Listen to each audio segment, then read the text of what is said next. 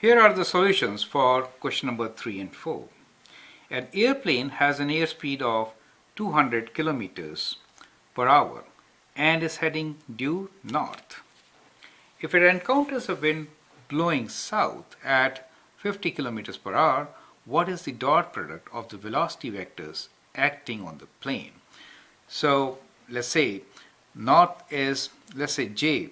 I and J are normally taken as the unit vectors along x and y axis, correct?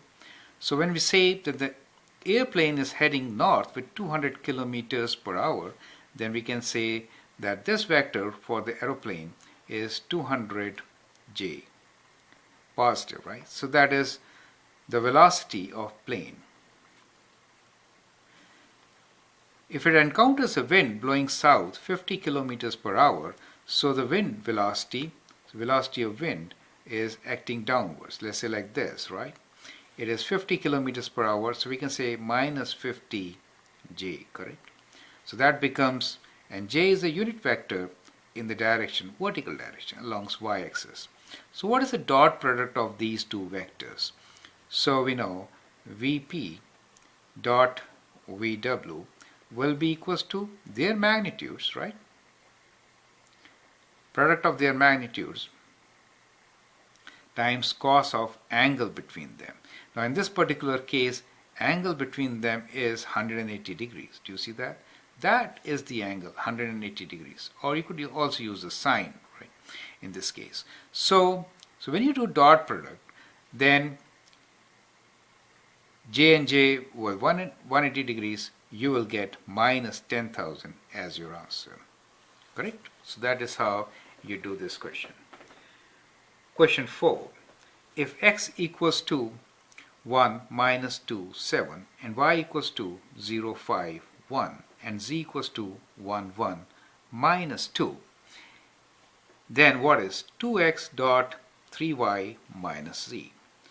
Now in this question, you can multiply this by 2. So let me use the space here to give you the solution, and then we can check our answer, right? 2 times x. So I'll use the matrix way, row instead. So this is a row, we'll use column instead. So we get 2 times this matrix of 1 minus 2, 7, right? And with that, we have to do dot product with all this. And what is all that? 3y minus z. So 3 times this, that is, let me write this as 3 times this is 0, 3 times 5 is 15, and 3 times 1 is 1, minus z, which is minus of 1, 1, minus 2, correct? So that is what you get. Now this is equals to, let's multiply them by 2. So you get 2 minus 4 and 14. Dot. We could have kept it separate also, and at the end we could have multiplied. So that is actually better, right? So 0 minus 1 will give us minus 1.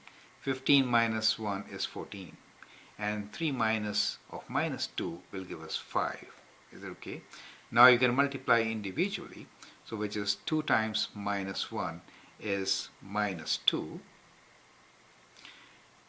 Minus 4 times 14, you can use calculator. 4 times 4 is 16, 6 and 1, which is 56. And 14 times 5, you can just add it up. 5 times 4, 20, and that is 70, right? So if you do your math now, so it is minus 58 plus 70. So 58 plus 70 gives you 12. So that is your answer. So that is how you can calculate your answer, okay? So let's move on to the solution for question 5 and 6.